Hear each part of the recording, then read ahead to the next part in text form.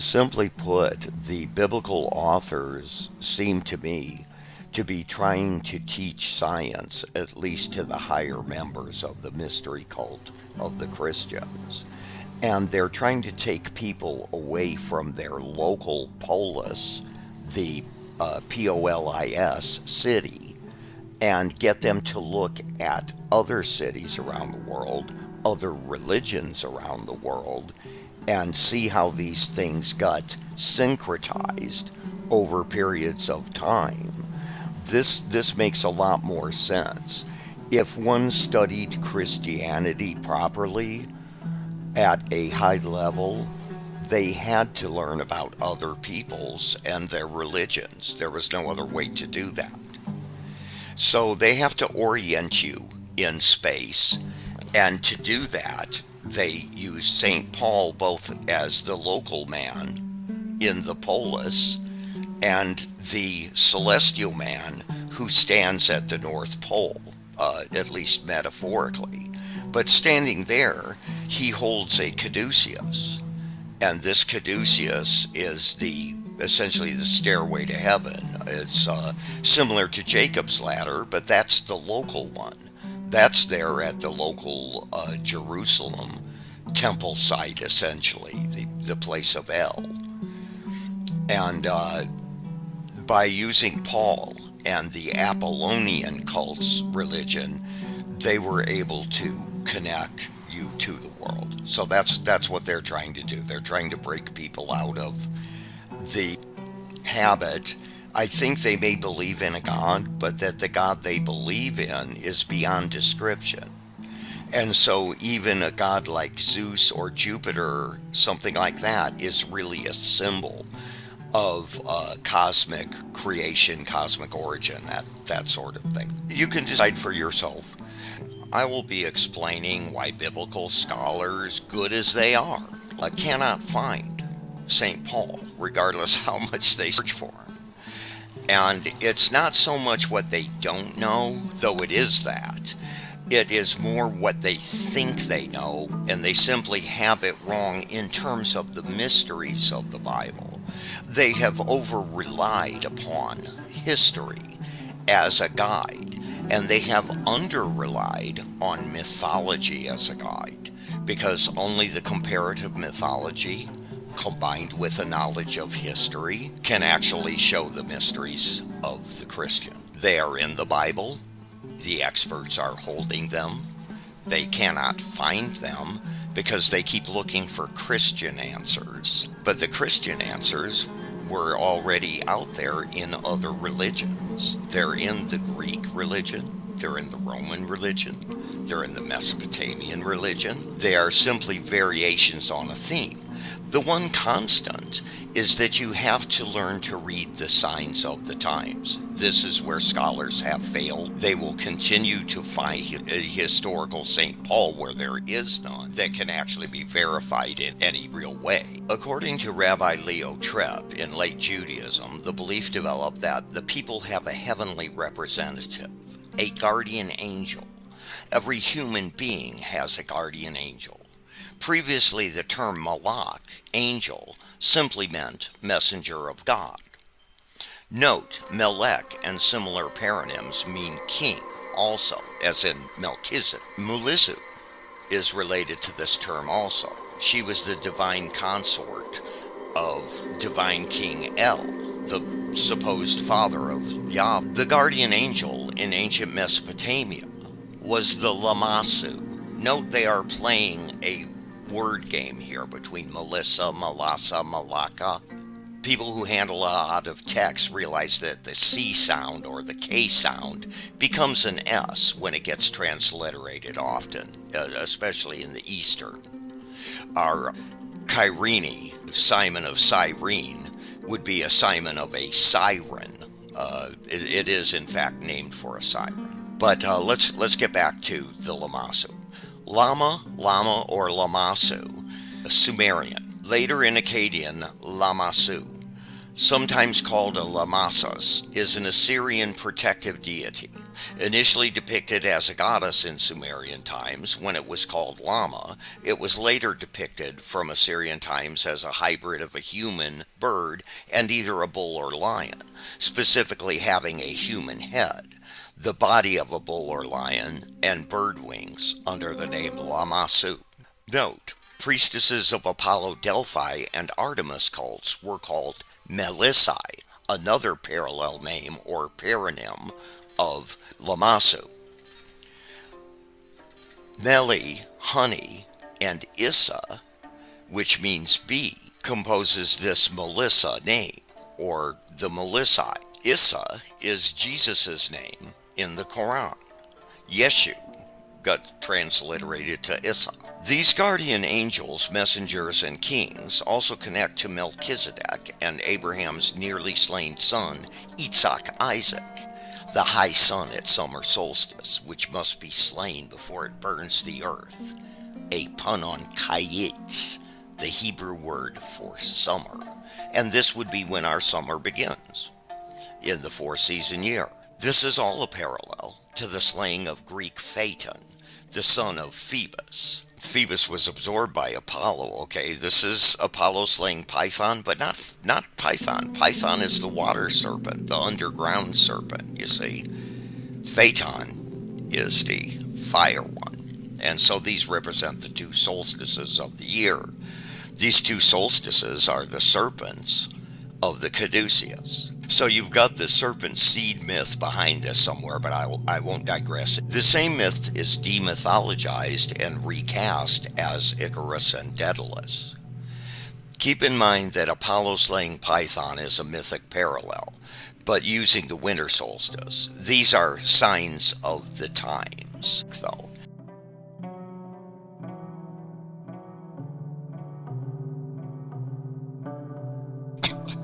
It's not like you can do without the history, I'm not saying that. But the focus on history is the stumbling block. The endless historical search is absurd and dysfunctional. It can't be done without solving riddles in pagan myth, especially Greek mythology. What I'm talking about is finding the Christian mysteries. Everyone is holding them in their Bibles, whether they realize it or not. The scholars never worry about the signs of the times Jesus told them to read. Why? Because they understand the Bible better than biblical Jesus did? No, because they couldn't find any signs of the times. They lacked the comparative mythology to uncover the meanings. And this is how Christianity hid and still hides its secret teachings right under the noses of the experts.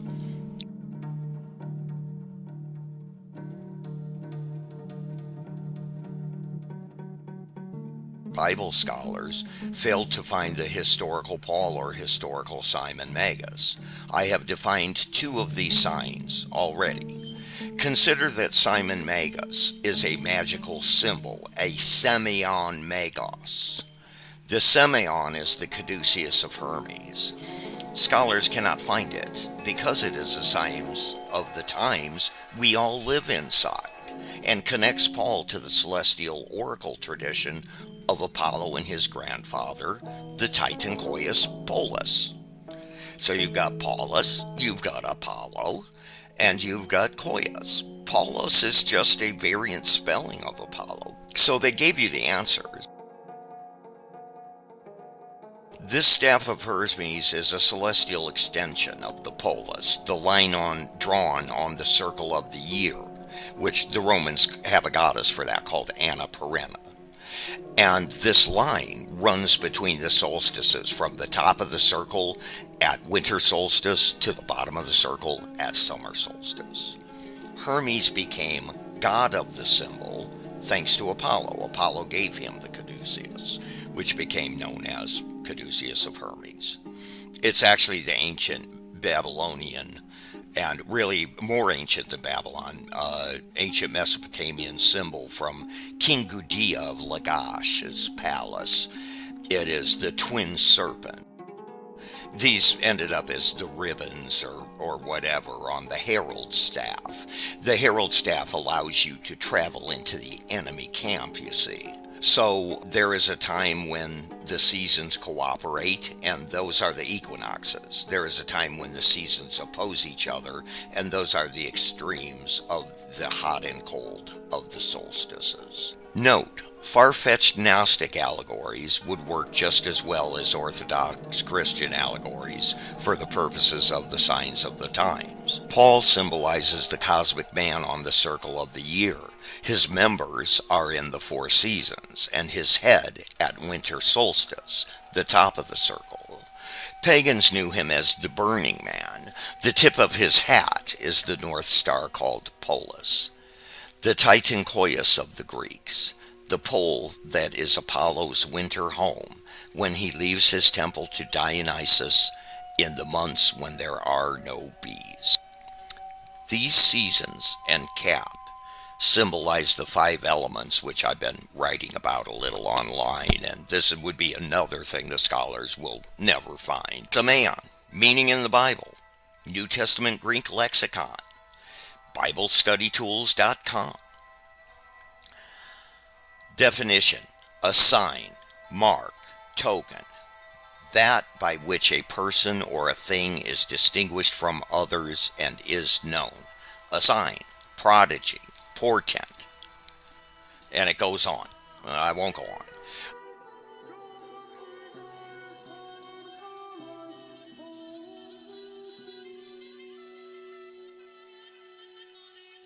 So you can keep watching those historically oriented webcasts that never find St. Paul for you, or you can have a new realization. It'll be something of an epiphany, like the Epiphany of St. Paul.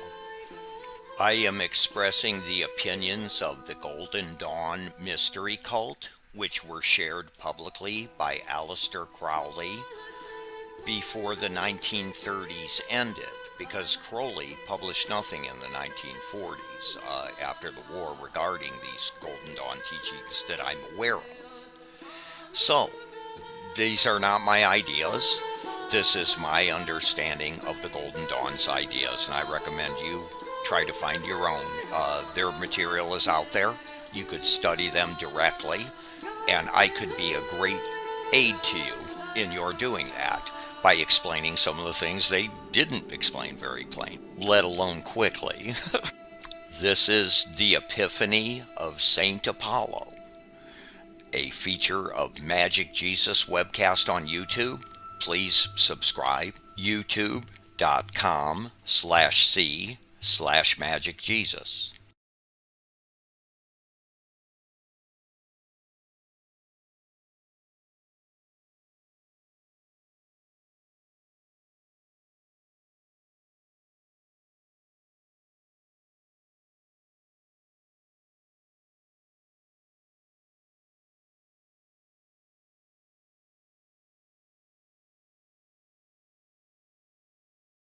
In this video series, I am undertaking the taking of Saul Paulus from the Christian authors and who keep creating this historical Paul that never was.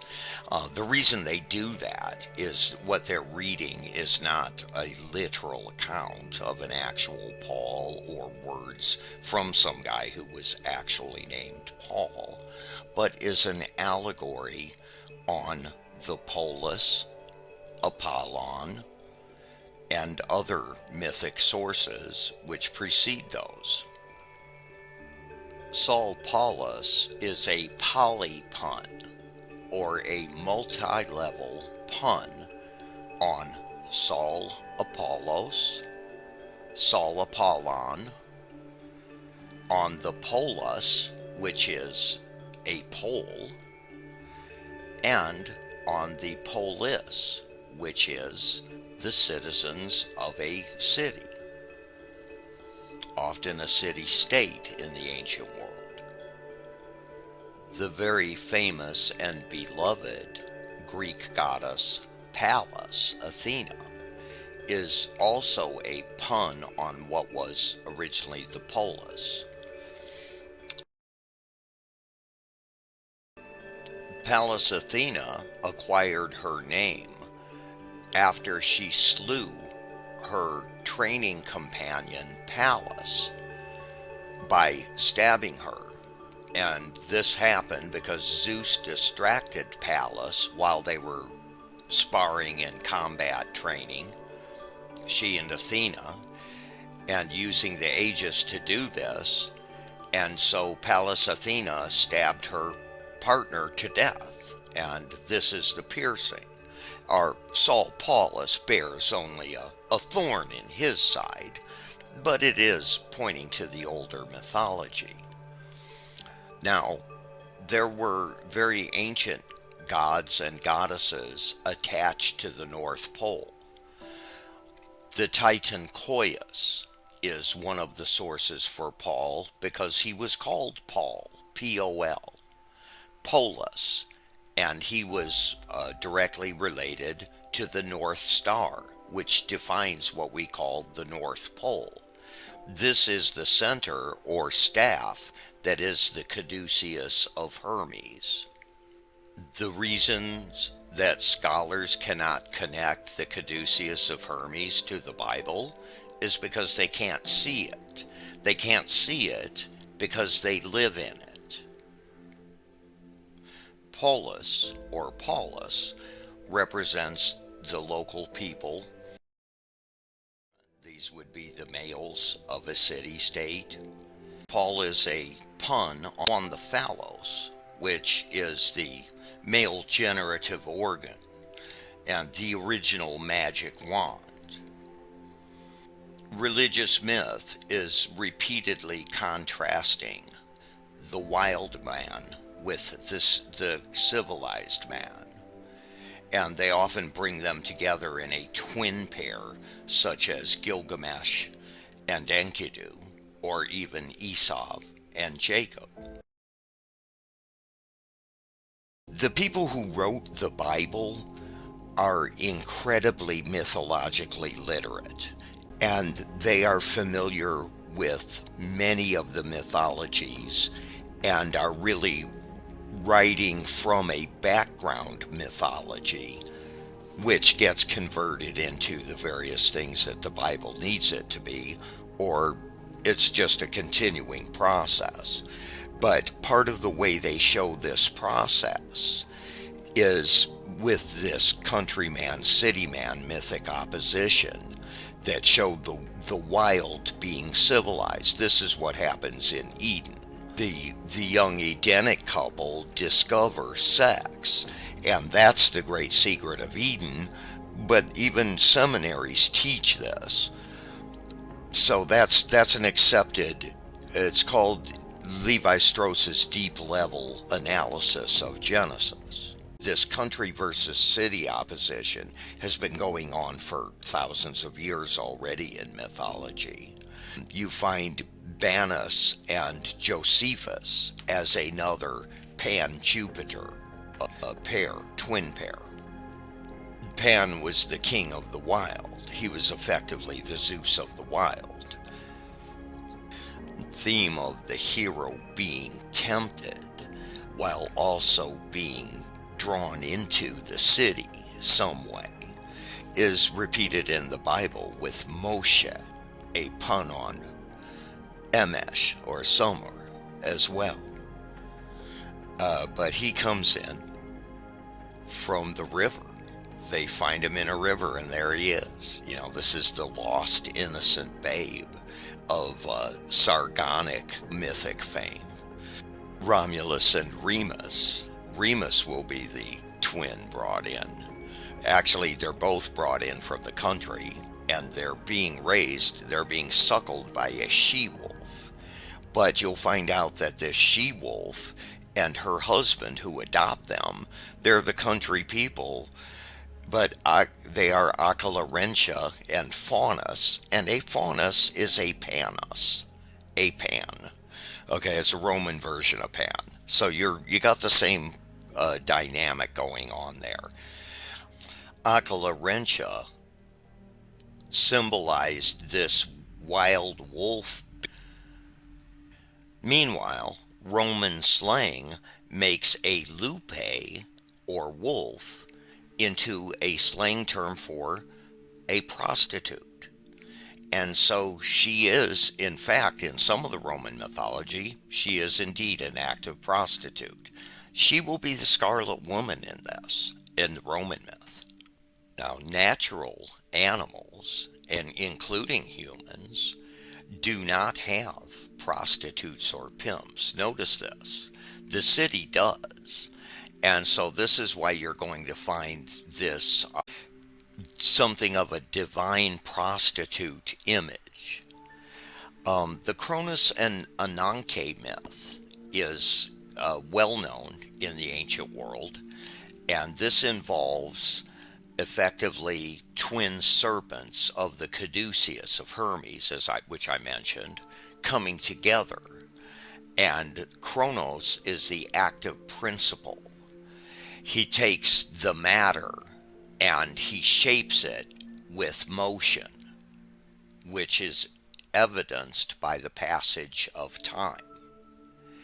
And so the male is always the active principle, or seen as that in the classic sense, whereas the female is the passive principle, and she became mother and mater and mata in the Hindu religion. Tiamat in the Mesopotamian religion. And these are the twin serpents of Genesis, Tohu and Bohu. And you can see that Kronos and Ananke myth in The Lady and the Serpent, number 1, and The Lady and the Serpent, number 2, on Magic Jesus channel on YouTube. From the very earliest times, to include a hieroskamos, even if it were simply symbolic, just the meeting of the male and the female, this spoke of creation to the ancient people's minds. Creation by sex. There are numerous cosmogonies which include this. Throughout most of the Western and Eastern traditions, the earth was seen as female, and she was personified that way, often in the first instance as a female serpent. Note that the natural adversary, or partner if you want to see it that way, in the Garden of Eden story is the serpent. Now, the serpent represents a few important things. It represents temptation, and in that regard, it represents the coming of puberty, which was always considered a great time for an initiation ritual. You still see it in the Catholic confirmation, bar mitzvah, and in the Hebrew bat mitzvah. It seems that as far as the mythographers are concerned, you are not fully human until you have come of age. And what does coming of age mean? Well, it means accepting consequences for your action.